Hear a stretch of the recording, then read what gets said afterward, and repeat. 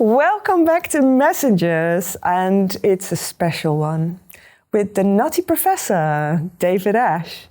And David, you and I go back a long way. Indeed we do, Christian. We really do. Yeah. I met you in 2008 when I was dating your nephew. Mm-hmm. And you two were organizing Heart Space, a little festival. That's where I met him as well. And we hit it off, didn't we, David? We just, actually, we're like two little children when we're together. Absolutely, yeah.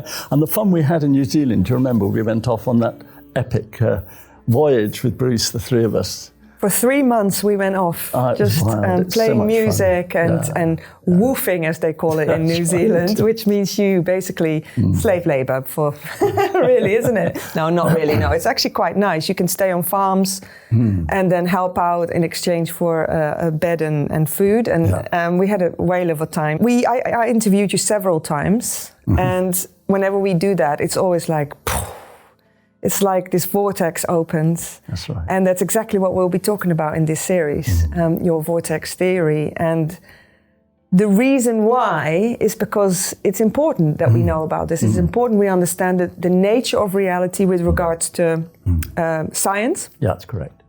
So that people also understand, what is possible with us. So we will be getting into that in the next 6 episodes.